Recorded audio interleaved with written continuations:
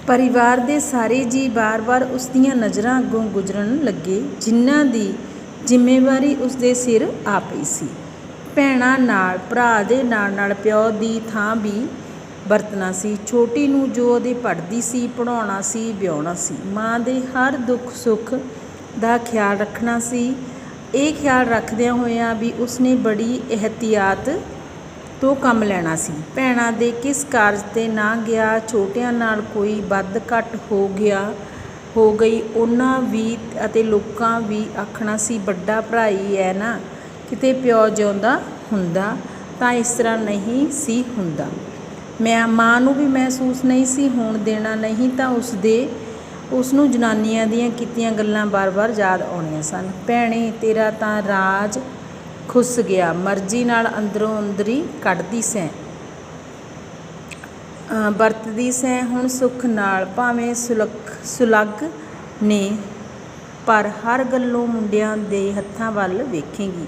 ਸਿਰ ਦੇ ਸਾਈਂ ਨਾਲ ਤੇਰੀ ਤਾਂ ਸਰਦਾਰੀ ਤੁਰ ਗਈ। ਇਸ ਸਾਰੇ ਕੁਝ ਲਈ ਪੈਸੇ ਦੀ ਲੋੜ ਸੀ। ਅਮਰੀਕ ਸੋਚਦਾ ਕਿ ਹੁਣ ਉਹ ਆਪ ਬਾਹੀ ਵੱਲ ਧਿਆਨ ਦੇਗਾ ਤਾਂ ਹੀ ਸਾਰੀਆਂ ਲੋੜਾਂ ਪੂਰੀਆਂ ਹੋਣਗੀਆਂ।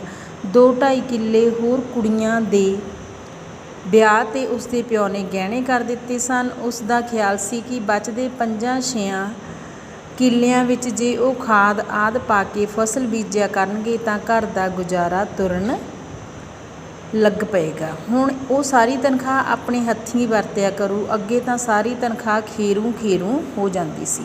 ਉਸਨੂੰ ਆਸ ਸੀ ਕਿ ਜੇ ਹੁਣ ਮਹਿੰਦਰ ਬਾਹੀ ਵਿੱਚ ਚੰਗੀ ਤਰ੍ਹਾਂ ਧਿਆਨ ਦੇ ਤਾਂ ਹੌਲੀ-ਹੌਲੀ ਉਹ ਆਪਣੀ ਜ਼ਮੀਨ ਵੀ ਛੁਡਾ ਲੈਣਗੇ। ਸਵੇਰੇ ਉਸਨੇ ਨੌਕਰੀ 'ਤੇ ਤੁਰ ਜਾਣਾ ਸੀ, ਇਸੇ ਲਈ ਉਸਨੇ ਛੋਟੇ ਭਰਾ ਮਹਿੰਦਰ ਨਾਲ ਬਾਹੀ ਬਾਰੇ ਗੱਲ ਤੋਰ ਲਈ। ਮਹਿੰਦਰਾ, ਤਕੜਾ ਹੋ ਕੇ ਪੈ ਜਾ ਕੰਮ ਨੂੰ। ਹੁਣ ਮੈਂ ਵੀ ਹਫ਼ਤੇ 10 ਦਿਨੀ ਗੇੜਾ ਮਾਰ ਜਿਆ ਕਰੂੰ। ਉਹ ਜਿਹੜੀ ਜੀਤੇ ਹੋਰਾਂ ਕੋਲ ਪੈਲੀ ਗਹਿਣੇ ਪਈ ਐ, ਉਹ ਲਾਈਨ ਵਾਲੇ ਬਚਦੇ 1.25 ਕਿੱਲੇ 'ਚ ਪੱਠੇ ਬੀਜ ਛੱਡੀ। ਵਾਹ ਕੇ ਮੈਂ ਪਰਸੋਂ ਵੇਖ ਕੇ ਆਇਆ, ਉਰਲੀ ਪੈਲੀ 'ਚ ਝੋਨਾ ਲਾਵਾਂਗੇ, ਠੀਕ ਹੈ ਨਾ? ਮਹਿੰਦਰ ਚੁੱਪ ਆਕਾਸ਼ ਵਿੱਚ ਤਾਰਿਆਂ ਨੂੰ ਘੂਰਦਾ ਰਿਹਾ ਤੇ ਫਿਰ ਪਾਸਾ ਬਦਲ ਕੇ ਲੰਮਾ ਪੈ ਗਿਆ, ਜਿਵੇਂ ਉਹ ਜਾਣ ਬੁੱਝ ਕੇ ਨਾ ਬੋਲਣਾ ਚਾਹੁੰਦਾ ਹੋਵੇ।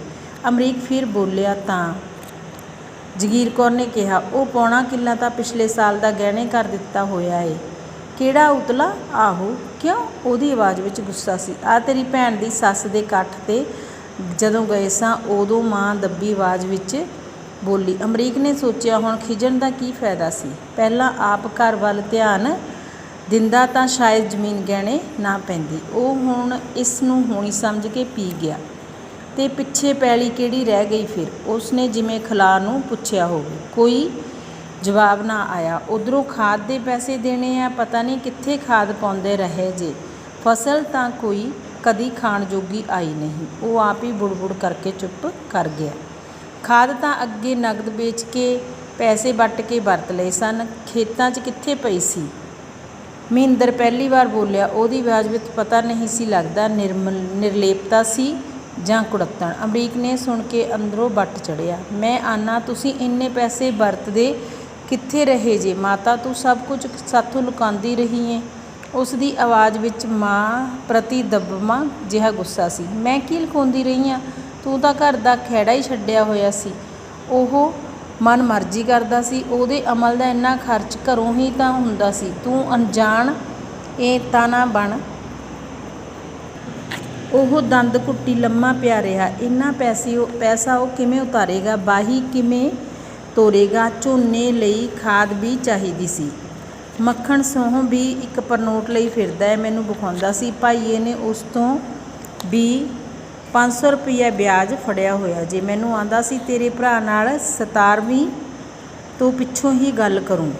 ਮਹਿੰਦਰ ਨੇ ਇੱਕ ਹੋਰ ਭੇਦ ਇਸ ਤਰ੍ਹਾਂ ਖੋਲ੍ਹਿਆ ਜਿਵੇਂ ਕਿ ਮੱਥੇ ਵਿੱਚ ਕੁਝ ਪਟਕ ਕਰਕੇ ਮਾਰੀਦਾ। ਲਓ ਹੋਰ ਸੁਣ ਲਓ। ਮੈਂ ਆਨਾ ਸਭ ਪਾਸੇ ਦੇਣਾ ਹੀ ਦੇਣਾ ਹੈ। ਅਮਰੀਕ ਉੱਠ ਕੇ ਬੈਠ ਗਿਆ। ਪਹਿਲਾਂ ਤਾਂ ਉਹ ਗੁੱਸੇ ਵਿੱਚ ਭਰ ਗਿਆ, ਫਿਰ ਹੌਲੀ-ਹੌਲੀ ਉਹ ਮੱਥੇ ਦੀਆਂ ਕੱਸੀਆਂ ਹੋਈਆਂ ਉਸਦੇ ਨਾੜਾਂ ਜਿਹੜੀਆਂ ਸੀ ਉਹ ਢਿੱਲੀਆਂ ਪੈ ਗਈਆਂ। ਉਹ ਸੋਚਿਆ ਇਸ ਸਭ ਕੁਝ ਨੂੰ ਪ੍ਰਵਾਨ ਕਰਨਾ ਹੀ ਪੈਣਾ ਸੀ। ਫਿਰ ਉਹ ਫਿੱਕਾ ਜਿਹਾ ਹੱਸ ਕੇ ਬੋਲਿਆ, ਉਹ ਬਾਬਾ, ਇਹ ਇੱਕੋ ਵਾਰ ਦੇ ਦਿਓ। ਕਿਹਦਾ ਕੀ ਦੇਣਾ ਹੈ? ਮੈਂ ਹੌਲੀ ਕਿਉਂ ਲੱਗਿਓ? ਤੇ ਫਿਰ ਉਹ ਆਪ ਹੀ ਬੋਲਿਆ, ਨਾਲੇ ਘਰ ਗਵਾਇਆ ਨਾਲੇ ਭੜੂਆ ਅਖਵਾਇਆ। ਲੋਕੀ 100 ਗੱਲਾਂ ਕਰਦੇ ਨੇ, ਧਰਮ ਨਾਲ ਜੀ ਕਰਦਾ ਹੈ ਧਰਤੀ 'ਚ ਨਿੱਗਰ ਜੀਏ। ਜਦੋਂ ਸੁਣੀਦਾ ਉਹ ਪੀ ਕੇ ਉਸ ਮੋੜ 'ਤੇ ਪਿਆ ਸੀ, ਕਦੇ ਉਸ ਮੋੜ 'ਤੇ। ਨਮੋਸ਼ੀ ਦੀ ਗੱਲ ਸੁਣਦਿਆਂ ਹੀ ਵੱਡੀ ਕੁੜੀ ਬੋਲੀ, ਸੱਚੀ ਭਾਜੀ ਅਸੀਂ ਤਾਂ ਤੁਹਾਨੂੰ ਡਰਦੇ ਦੱਸਦੇ ਨਹੀਂ ਸਾਂ ਉਦੋਂ। ਭਾਈਆਂ ਤੇ ਹੁਣ ਸੱਚੀ ਪੁੱਠੇ ਕੰਮੇ ਉਤਰ ਆਇਆ ਸੀ। 2-3 ਮਹੀਨੇ ਹੋ ਗਏ, ਘਰੋਂ ਪਤੀਲਾ ਚੁੱਕ ਕੇ ਚੈਂਚਲ ਕਲੀ ਵਾਲੇ ਕੋਲ ਵੇਚ ਦਿੱਤਾ। ਅਸੀਂ ਲੱਭਦੇ ਫਿਰੀਏ, ਪਿੱਛੋਂ ਪਤਾ ਲੱਗਾ ਫਿਰ ਚੈਂਚਲ ਤੋਂ ਮੋੜ ਕੇ ਆਂਦਾ ਪੈਸੇ ਦੇ ਕੇ।